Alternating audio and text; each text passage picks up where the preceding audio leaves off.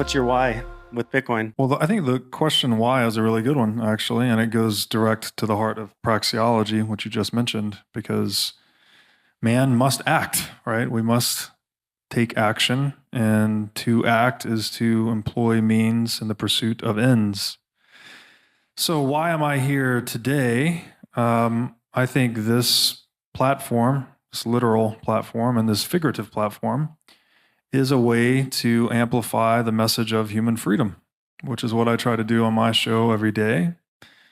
I think it's reducible to life, liberty, and property. It's a very simple ethical code that we can all live by. It's been known about for centuries, yet we still struggle to implement it into our day-to-day lived experience. Yet I think Bitcoin offers, and it energizes this adoption of ethics, which is very interesting. I don't think we've ever had a system of economic incentives that encourages us to adopt a particular ethical stance. And that's fascinating to me, right? We've always had the rule of law as kind of the proverbial stick to keep us from doing wrong, to try to keep us in line. But we needed a good proverbial carrot. And I think that's what Bitcoin is. And I'm really excited for its potential to transform human action at scale forever.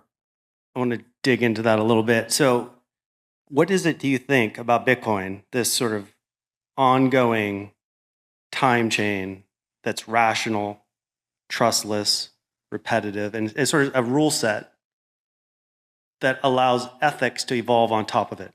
Like, how do we go from this sort of technology to start even contemplating philosophy and ethics? It's all a game. Language is a game we're playing right now. English is an open source software, right? I'm signaling to you my intentions, my thoughts. You're decrypting the words because you're running the same software. We're all playing games all the time with one another. It's all we do.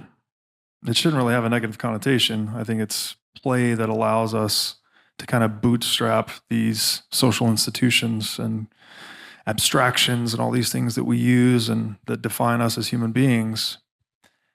The problem has been the power to make the rules is so incredible, right? If you can make the rules, well, then you can win whatever game you're making the rules for forever. You can win the game in perpetuity. And so we've been struggling as a species to establish a firm set of rules that are unbreakable, unshakable, inviolable.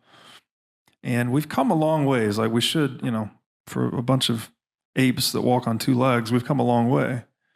But I think we needed something like Bitcoin. We needed to throw the ring of power into Mordor, like if that is the metaphor for the money printer, which we use to break the rules, twist the rules, etc.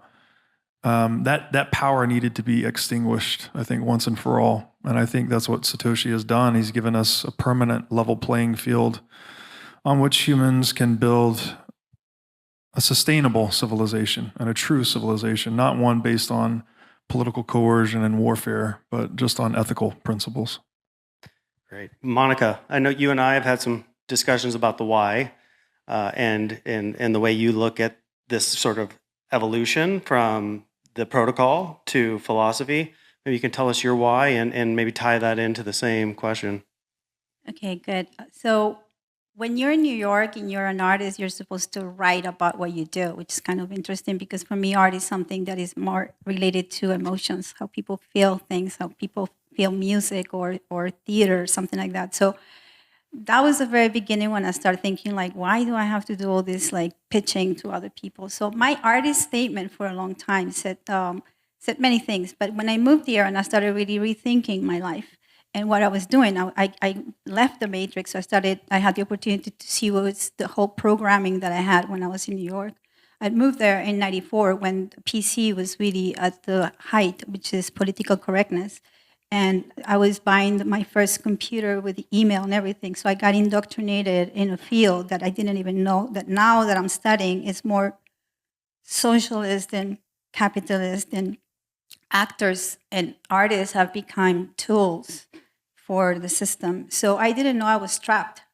So coming here and giving myself time to study and understand my reality led me into thinking what was important for me. So one of the most important things for me is evolution, and is the evolution of my soul. So I'm here to evolve.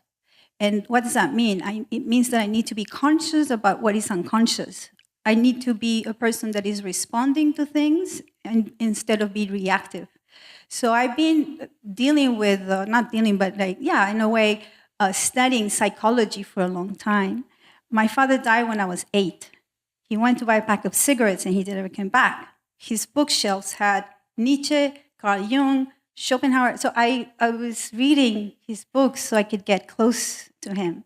And lo and behold, I just found myself looking for him. So that gave me like an expansion that if I want to expand my knowledge, I have to leave what makes me feel comfortable. And I didn't know how comfortable I was in New York until I left. I felt like a phony the last 5-6 years because I had to play a game. I knew it was becoming very complicated because my middlemen, like the galleries, they were always saying to me, "You're asking too many questions," because I always wanted to know where the money was going and how come they were not paying me my part. And I always been very interested in money, but more like the value. And so that's why I'm so attracted also to human action, is because it has given me the opportunity to understand that the value that I give in my life, my time is the most valuable thing that I have. And if I do not connect to that on a day-to-day with everything I do and everything I eat and how I even meditate or not meditate and become and respond, then I'm not making sense. So that's what Bitcoin has given me the opportunity to synthesize all the disciplines that I'm so interested in. So for me, Bitcoin is a state of consciousness. And it's a state of mind that everybody's going to arrive to at wherever stage they are. I'm not here to make people say that you should do this and that because, please, I don't like followers. I'm not a guru. I hate all that. I'm just here to inspire people to be authentic. So you've heard Bitcoin is the new gold rush by now. As world leaders on all sides have endorsed it as the future of money, and now you're looking to get started, we'll show you how. It's actually easier than you think. First, go to your nearest Byte Federal ATM and turn your cash to coin. Byte Federal has over 1,200 locations around the country with the highest daily limits. Go to our website, bytefederal.com, to find the nearest ATM to you. Log in to any wallet, then create an account, deposit your US cash, and instantly convert it to Bitcoin. That's it. We are the only US manufacturer and operator in the Bitcoin ATM industry, and our US-based live customer service is second to none. Go on, give it a whirl, and don't get left behind. Click the link below.